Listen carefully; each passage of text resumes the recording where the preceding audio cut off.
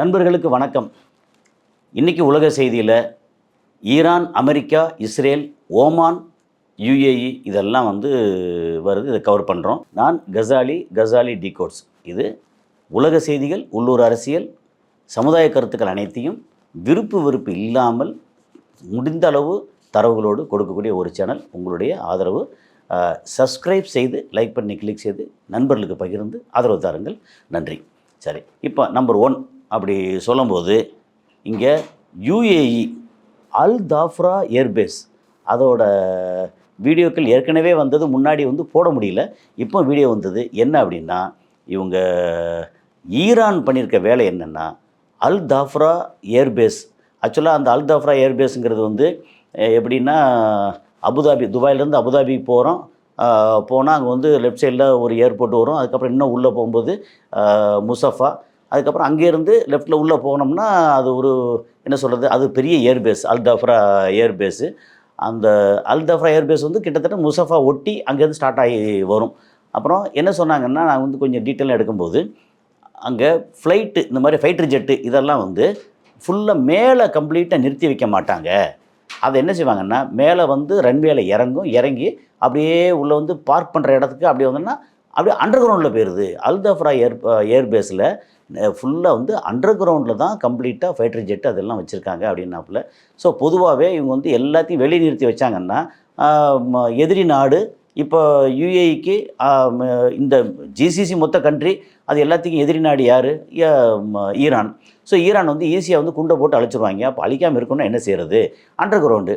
அப்போ அண்டர் கிரவுண்டில் போய் அடிக்கணும், இந்த மாதிரி இருக்குன்னு அடிக்கணும் அப்படின்னா ஈரான் பங்கர் பஸ்டர் போடணும். இப்போ பங்கர் பஸ்டர் கையில் இருக்கா அப்படின்னா, கிட்டத்தட்ட இப்போ ரிவர்ஸ் இன்ஜினியரிங் செஞ்சு இப்போ ஊரில் பங்கர் பஸ்டர் செஞ்சுருப்பாங்க. அல்லது ஒருவேளை சைனாலேருந்து வாங்கியிருக்க வாய்ப்பு இருக்குது. ஆனால் என்ன பண்ணியிருக்காங்க, அங்கே இருக்கிற அந்த கட்டடங்கள், ஆப்ரேட் பண்ணுற இடம், ரன்வேல ஒரு போர்ஷன் எல்லாத்தையும் அடித்து துவைச்சிருக்கதா கம்ப்ளீட்டாக டீட்டெயில் வந்திருக்கு. என்னென்னா, இது ஏன் முக்கியமான விஷயமாகுது அப்படின்னா, இதுக்கப்புறம் ஈரானை அல் தாஃப்ரா ஏர்பேஸில் அடிக்கணும் அப்படின்னா கஷ்டம் அப்படிங்கிறது தான் இதோட செய்தி. அதுக்கப்புறம் நம்ம ட்ரம்ப் இதுக்கப்புறம் அடுத்தடுத்து ஒன்றா ட்ரம்ப்பை பற்றி தான் செய்தி வருது. ஏன்னா உலகத்தின் மீடியாக்களுக்கு, உலகத்தின் மக்களுக்கு இப்போது தொடர்ந்து செய்திகளை கொடுக்கக்கூடிய ஒரே ஒரு அதிபர். நம்ம முன்னாடி செல்லம் கிறுக்கு அதிபர்னு சொல்லுவோம், அது அப்படி சொல்ல வேண்டியதில்லை. அதிபர் அவர் என்ன சொல்லியிருக்கிறாரு, ஓமான் மேலே பாஞ்சு கடிச்சு குதிரிருக்கிறார். நீ என்ன எப்படி ஈரான்கிட்ட எப்படி நீங்கள் டைப் பண்ண முடியும்? நான் சொல்கிறேன், உங்கள் ஏர்பேஸ் இங்கே இருக்குது, ஓமானில் இருக்குது, அதெல்லாம் ஆப்ரேட் பண்ண விடாமல் இது இல்லாமல் ஈரான்கிட்ட கைகோர்த்தீங்கன்னா என்ன அர்த்தம்? நான் ஓமான் மேலே கொண்டு போட போகிறேன். ஓமான் அப்படிங்கிறது நம்ம மக்கள் புரிதலுக்காக திரும்பவும் சொல்லிடுவோம். ஓமானோட தலைநகரம் மஸ்கட். எல்லாருக்கும் மஸ்கட் அப்படின்னு தெரியும். ஏன்னா இங்கேருந்து போகும்போது எங்கே போகிறீங்க? மஸ்கட் போகிறேன், துபாய் போகிறேன், சவுதி போகிறேன், குவைத்து போகிறேன், பஹ்ரைன் அப்படிங்கிற ரொம்ப கம்மி, சின்ன நாடு, பெருசாக தெரியாது, கத்தார் போகிறேன் அப்படின்ற மாதிரி சொல்லுவாங்களா. அப்போ மஸ்கட் அப்படின்னு சொல்லிட்டால, மஸ்கட் ஓமானோட தலைநகர். ஸோ ஓமான் மேலே குண்டை போட போகிறேன் அப்படின்னு சொல்லி அவர் மிரட்டியிருக்காரு. மிரட்டினா சும்மா இல்லை, சொல்லிவிட்டு திடீர்னு பார்த்தா அங்கேருந்து படன்னு குண்டை போட்டாலும் போடலாம், சொல்ல முடியாது. ஏன்னா அவர் என்ன நினச்சாலும் இப்போ ஈரான் அடிக்க முடியல, திருப்பி அடிக்கிறாங்க. ஓமான் மேலே குண்டை போட்டு, இந்த பற்றியா நீ ஒழுங்காக இருக்கணும், இல்லைன்னா உடனே அடிச்சிருவோம், பார்த்துக்கோ, உன்னை குண்டை போட்டு உன்னை சிதைச்சிருவேன் அப்படின்னு சொல்லி அதை மற்ற சவுதி அரேபியாவையோ யுஏஇ அல்லது கத்தாரையோ பயமுறுத்துறதுக்காக ஓமான் மேலே குண்டை போடலாம். அதுக்கு காரணம் இது ஹர்மோஸ் ஜலசந்தி சம்மந்தப்பட்டு ஈரானோட நீ கைகோர்த்து நிற்கிற. அதாவது அமெரிக்கா கூட ஒரு என்ன சொல்ல சமாதான தூதுவர பேச்சுவார்த்தைக்கு ஓமான் இறங்கி வேலை பார்த்தாங்க. அது ஒரு தப்பா? அந்த மாதிரி ஆகிப்போச்சு. இவங்க என்ன சொல்கிறேன்னா, எத்தை தின்றால் பித்தம் தெளியும் அப்படின்ற அளவுக்கு உண்மையிலே என்ன பண்ணுறது தெரியாமல் பெரிய அளவுக்கு குழம்பி போயிருக்காங்க. கண்டடமெல்லாம் கடிச்சு வைக்கிறாங்கன்றது தான். அதாவது நாய்க்கு வெறி பிடிச்சா பார்க்குறதெல்லாம் கடிக்கும் அப்படின்னு சொல்லுவாங்க. அது மாதிரி ட்ரம்ப்புக்கு வெறி பிடிச்சின்னு சொல்லலை. ஆனால் என்னென்னா, கிட்டத்தட்ட வெறி பிடிச்ச நிலைமையில் இருக்கார். ஏன்னா இங்கே அடிக்க பார்த்து எல்லா இடமும் பண்ணிட்டோம். அப்புறம் ஏற்கனவே நேற்று அதுக்கு முந்தின இதில் காணொலியில் சொல்லியிருந்தோம், இது மாதிரி நாங்கள் ஈரானை கொஞ்சம் அண்டர் எஸ்டிமேட் பண்ணிட்டோம், நாங்கள் நினச்ச அளவுக்கு இல்லை அப்படின்ற மாதிரி கொஞ்சம் உள்ளுக்குள்ளே வருத்தப்பட்டு பேசினதா தகவல் வந்தது. அந்த தகவலையும் சொல்லியிருந்தோம். இப்போ வந்து என்னென்னா ஈரானை வந்து எந்த வகையில் போனாலும் திருப்பி அடிக்கிறாங்க, ஈரானை ஒன்றும் செய்ய முடியல. அப்போது நம்ம சும்மா இருக்க முடியாது, ஓமான 2 சாத்துவோம், சாத்திட்டு ஒழுங்காக இருக்கணும் அப்படின்னு மற்றவங்கள பயமுறுத்துவோம் அப்படின்னு என்னத்தையாவது செய்யணும்ல. என்னென்னா இப்படி செஞ்சால் தான் அந்த ஆள் வந்து இன்னும் ஒரு 3 வருஷத்தை அங்கே அமெரிக்காவில் ஓட்ட முடியும் அப்படிங்கிறதான். 3 இல்லை 2.5 வருஷம், ஏன்னா 4 வருஷம் அவங்களோட ரெஜிம் டைம் அப்படின்னா, போன ஜனவரி அப்படின்னா இப்போ கிட்டத்தட்ட இன்னும் 1.5 வருஷம் ஆச்சு. இன்னும் ஒரு 2.5 வருஷம் ஓட்டணும். ஓமானில் கொண்டு போடுறேன், அப்புறம் அங்கே வரேன், இங்கே பேச்சுவார்த்தை, அந்த பேச்சுவார்த்தை, இப்படியே ஓட்ட வேண்டியதுதான் அப்படிங்கிறது தான். சரி, ஏற்கனவே சொன்னோம், ட்ரம்ப் அண்ட் நெதன்யாகு 2 பேரும் அப்படி நண்பேண்டா அப்படின்னு சொல்லி ஆற தழுவி கட்டி பிடிச்சி அப்படிங்கிற ஃபோட்டோ வீடியோலாம் முன்னாடி நிறையா பார்த்தோம். இப்போது இந்த பிரச்சனைகளில் எப்படின்னா, ஈரான் வந்து வழிக்கு வரமாட்றாங்க.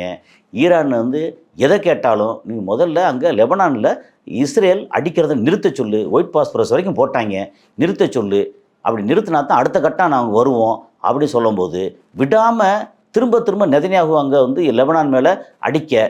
எதுக்குன்னா லெபனானில் அடிக்கலை, அட்லீஸ்ட் லெபனானில் அடிக்கணும். ஏதாவது குண்டை போட்டு இது போட்டு பிரச்சனை பண்ணிகிட்டே இருந்தால் தான் நெதன்யாகு வந்து ஜெயிலுக்கு போகாமல் கொஞ்சம் தள்ளி போட முடியும், ஜெயிலுக்கு போகாமல்.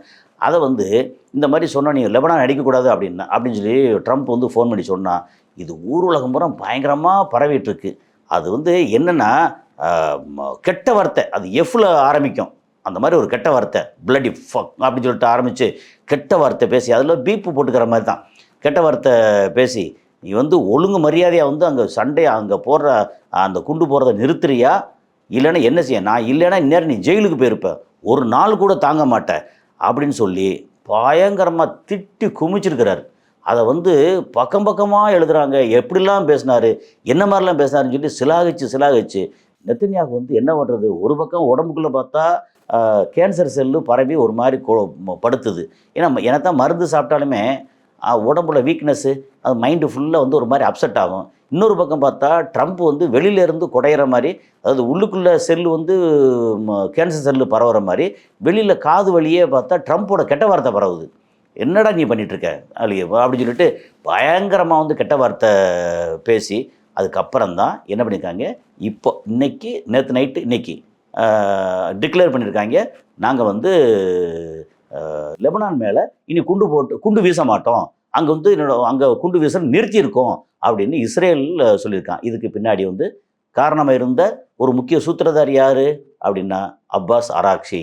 அவர் தான் இதை எதை சொன்னாலும் சரி கடைசி சுற்றி கொண்டு வந்து இந்த இஸ்ரேல் லெபனான் மேலே குண்டு போடக்கூடாது அப்படின்னு சொல்லி நிறுத்தினதுக்கு முக்கியமான காரணம் அப்பாஸ் அராக்சி அப்படின்னு சொல்லி சொல்கிறாங்க. இப்போ வந்து ஈராக்கில் வந்து டெய்லி என்னென்னா ஒரு கிட்டத்தட்ட 15 லட்சம் பேரல் பீப்பாய் கச்சா எண்ணெய் வந்து தயாராகுது. அதுவுமே வந்து ஹர்மோஸ் வழியே அந்த இது இருக்கு இல்லையா, நமக்கு வந்து பெர்ஷியன் கல்ஃப் வழியே வந்து ஹர்மோஸ் வழியே வெளியே வந்து எல்லா இடத்துலையும் போகிற மாதிரி இருந்துச்சு. ஆனால் இப்போ ஹர்மோஸ் வந்து பிரச்சனையாக இருக்கா, ஏன்னா அங்கேருந்து வரக்கூடிய ஆயில் வந்து அமெரிக்கா சம்மந்தப்பட்ட ஆயில் மாதிரி தான், ஈராக்லேருந்து போனால் கூட அதை வந்து அடிக்கிறாங்க அப்படின்னு சொன்னதுக்கப்புறம் இப்போ என்ன பண்ணிட்டாங்க, அப்படியே ஈராக்லேருந்து அதில் ஒரு ரூட் ஒன்று இருக்குது, எது ஆயில் பைப்லைன் ரூட்டு. எப்படி இந்த மாதிரி கிர்குக், பாஷ்ரா அண்டு துருக்கி அப்படின்னு இந்த ரூட்டில் துருக்கி வழியே, துருக்கி வந்து அந்த பக்கம் அப்படியே கடல் வந்துடும். ஸோ துருக்கி வழியே ஒரு பைப்லைன் இருக்குது, அந்த பைப்லைனில் முழுக்க பயன்படுத்த போகிறேன்னு சொல்லி அப்படி ஆரம்பிச்சிட்டாங்க. எங்களுக்கு வந்து இப்போதைக்கு ஹர்மோஸ் வழியே எங்களுக்கு வேண்டாம், நாங்கள் துருக்கி வழியே பண்ணிக்கிறோம் அப்படின்னு சொல்லி அப்படி ஆரம்பிச்சிருக்காங்க. ஏற்கனவே யுஏஇ என்ன பண்ணாங்க, எங்களுக்கு வந்து ஹர்மோஸ் வழியே வேண்டாம், நாங்கள் ஃபுஜேரா போர்ட் வழியே நாங்கள் இந்த ரூட்டில் பண்ணிக்கிறோம்னு சொல்லி ரொம்ப வேகமாக ஆயில் பைப்லைன் ஒர்க்கு இதிலேருந்து அபுதாபியிலேருந்து, அதில் ருவைஸாக இருக்கட்டும் மற்ற சில இடங்களாக இருக்கட்டும், அபுதாபி ஆயில் ரிஃபைன் பண்ண இடத்துலேருந்து வெளியே வர்றது, அதுக்கப்புறம் ரிஃபைன் பண்ணுறதுக்கு முன்னாடி குரூட் ஆயிலில் வரக்கூடியது எல்லாமே பெரிய அளவுக்கு பைப்லைன் வேலை ரொம்ப வேகமாக நடந்துக்கிட்டு இருக்குது. ஏன்னா எப்படி பார்த்தாலும் அங்கே வந்து மக்களை அகற்றணும், இதை செய்யணும், இல்லை விவசாய நிலமாக இருக்குது அப்படிலாம் ஒன்றும் கிடையாது. அங்கே விவசாய நிலம் ஏது, எல்லாமே பாலைவனம். விட்டால் சல்லு வந்து மெஷினை வச்சு தோண்டி பைப்லைனை போட்டு வேகமாக வேலை நடந்துட்டுருக்கு. கூடி சீக்கிரம் வந்து முடிச்சு அங்கே ஃபுல் லென்த்துக்கு எங்களுக்கு ஹர்மோஸே வேண்டாம், முழுக்க நாங்கள் ஃபுஜேரா வழியே பண்ணிக்கிறோம் அப்படின்ற அளவுக்கு வந்து பண்ணிடுவாங்க போல இருக்குது. ஒருவேளை வந்து வேறு நாடு வந்து ஃபுஜேராவை நீ தனி நாடாக நீ டிக்ளேர் பண்ணு அப்படின்னு அந்த ஃபுஜேராவோட அமீரகம் இருக்கு இல்லையா, எமிரேட்ஸ், அதை அந்த மாகாணம் வச்சுக்கலாம், அதை வந்து தனி நாடாக டிக்ளேர் பண்ண சொல்லியாச்சுன்னா உடனே வந்து இவங்களுக்கு பிரச்சனை வந்துடும், அதுக்கு மொத்த யுஏக்கு பிரச்சனை வந்துடும். அப்போ என்ன, ஃபுஜேரா இப்போதைக்கு அடுத்து வளம் கொளிக்கக்கூடிய ஒரு மிகப்பெரிய அமீரகமாக இருக்கும். எப்படி துபாய் வந்து வெளிநாடுகளில் அதாவது டூரிசம் ட்ரேடு இதெல்லாம் வந்து பெருசாக இருக்கும், இப்போ இந்த ஆயில் சப்ளை மூலமாகவே ஃபுஜேரா வந்து பெரிய அளவுக்கு வளம் கொளிக்கும் ஒரு அமீரகமாக மாறும் அப்படிங்கிறது தான். இதில் வந்து ரொம்ப பாவப்பட்டது உம்மல் குவைன் தான். அவங்க வந்து கடல் இருக்குது எல்லாம் இருக்குது, என்ன பண்ண போகிறேன்னு தெரியாமல் உட்காந்துருக்காங்கன்னு தோணுது. அதுக்கப்புறம் வந்து ட்ரம்ப் வந்து அவருடைய ட்ரூத் சோஷியல் மீடியாவில் வந்து அவரோட என்னது ஒரு அருமையான வார்த்தைகளை ஊற்றிருக்கிறார். என்ன பண்ணிருக்காருன்னா, நாங்கள் வந்து பீஸ் டாக்குக்கு நெகோசியேஷனுக்கு எல்லாம் நாங்கள் வந்து ரொம்ப ட்ரை பண்ணுறோம், பட்டு ஈரானியன் வந்து ரொம்ப ரூடு, பயங்கர மோசமாக, இவ்வளோ கட்டுச்சட்டியாக இருக்குது, இவ்வளோ மோசமாக இருக்காங்க, என்னதான் சொன்னாலும் கேட்க மாட்றாங்க, ஏய் நீ வந்து மண்டி போட்டு எங்களுக்கு வந்து சலாம் போடுற அப்படின்னா போட மாட்றாங்க, நாங்கள் எவ்வளோ தன்மையாக இந்த மாதிரி விட்டு கொடுத்துரு, நான் என்ன சொல்கிறோமோ அதை அப்படியே கேளு அப்படின்னு சாதாரண சொல்கிறோம், கேட்க மாட்றாங்க, ரொம்ப ரூடாக இருக்காங்க. அதே நேரத்தில் நாங்கள் வந்து ஈரானோட மொத்த மிலிட்ரியை பூரா டெஸ்ட்ராய் பண்ணிட்டோம், அழித்து ஒழிச்சிட்டோம்.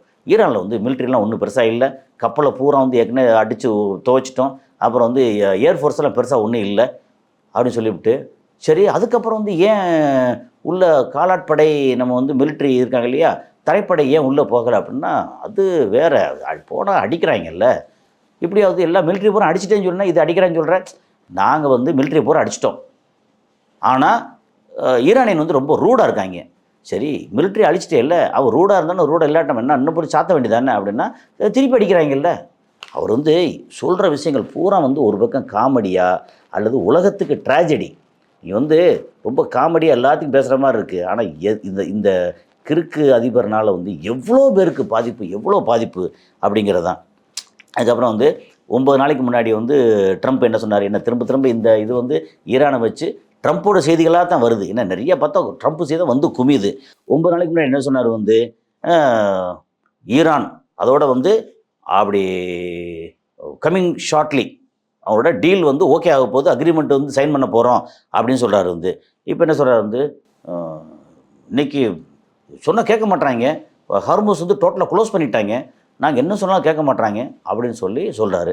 அதுக்கப்புறம் சொன்னது போக ஹார்மோஸ் பரவாயில்ல, இப்போ பார்த்தா பாபல் மந்திப், அதாவது அந்த இந்த இந்த இதுலேருந்து அப்படியே அந்த சைடு பாபல் மந்திப் பற்றி ஏற்கனவே பேசியிருக்கோம், நம்ம பழைய வீடியோவில் இருக்குது, அதெல்லாம் கொஞ்சம் நீங்கள் பார்த்துக்கலாம். பாபல் மந்திப் வந்து ஏமனுக்கும் சோமாலியா அந்த அந்த ரேஞ்சுக்கு இடையில வந்து இருக்கக்கூடியது, அதுலேயே வந்து ரொம்ப நேரோ ரூட்டு தான், அதுக்கு இடையில அதாவது நேர ரூட்டில் மொத்தம் 30 கிலோமீட்டருக்கு அப்படின்னா இடையில வந்து ஒரு 5 கிலோமீட்டருக்கு ஒரு தீவு வேறு இருக்குது. அப்போது ஏமன் அதுலேருந்து ஒரு 5 கிலோமீட்டருக்கு வழி இருக்குது, அப்புறம் இன்னும் 5 கிலோமீட்டர் தீவு இருக்குது, அது போச்சுன்னா மிச்சம் வந்து ஒரு 15-20 கிலோமீட்டருக்குள்ளே அந்த ரூட் இருக்குது. ஸோ பாபல் மந்திப் ரொம்ப ஒரு குறுகிய வழி தான், அந்த வழியில் உலகத்தின் 10-12% மொத்த வர்த்தகம் நடந்துக்கிட்டு இருக்குது. ஏன்னா அந்த வழியே போனால் செங்கடல் வழியே போய் சூயஸ் கால்வாய், அதுலேருந்து அப்படியே மெடிட்ரேனியன் மத்திய தரைக்கடல் அப்படின்னு சொல்லி போகக்கூடிய முக்கியமான ரூட் அது.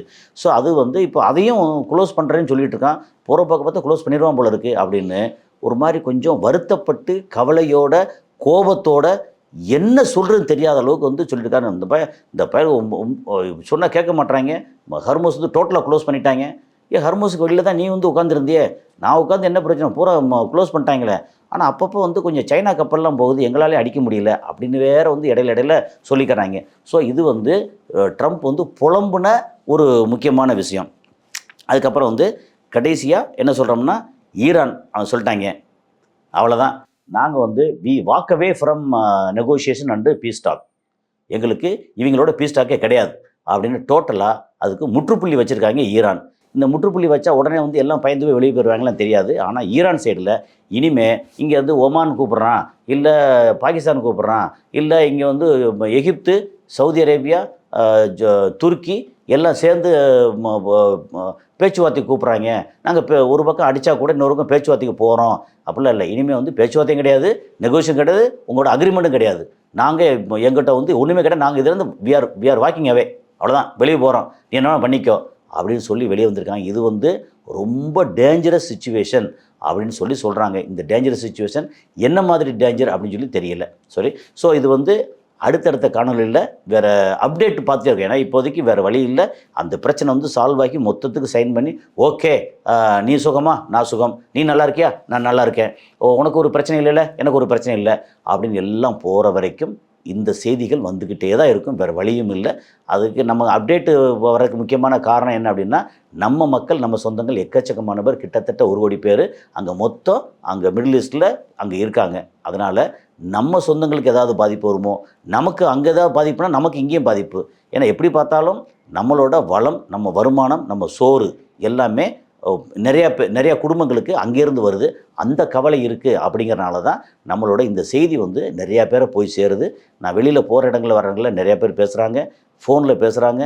அது நேற்றெல்லாம் இது கடலூர்லேருந்து ஒருத்தர் ஃபோன் பண்ணி இந்த மாதிரி எப்படி சார் எப்படி இருக்குது அப்படின்னு கவலையாக பேசுகிறாரு.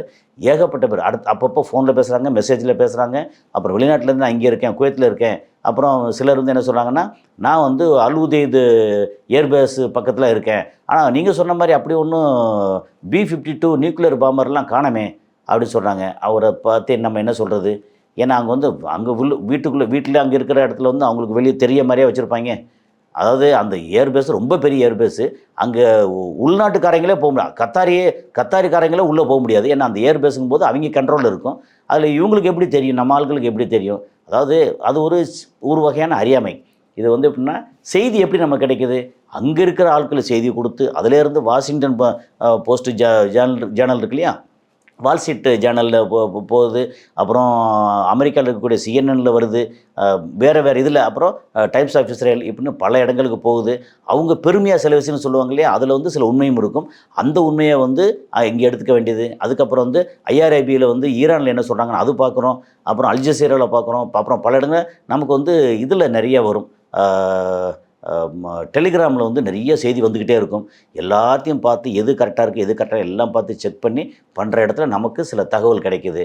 ஆனால் அந்த ஊர்லேயே இருந்தாலும், உதாரணத்துக்கு நம்ம சென்னையில் இருக்கோம், சென்னை அப்படின்னு சொல்லியாச்சுன்னா நம்ம வந்து இங்கே வந்து டி நகரில் இருக்கோம்னு வச்சுக்கங்களேன், டி நகரில் இருக்கோம், இங்கே பல்லாவரத்தில் எதாவது நடந்தால் நமக்கு எப்படி தெரியும்? செய்தி வந்தால் தான் தெரியும்.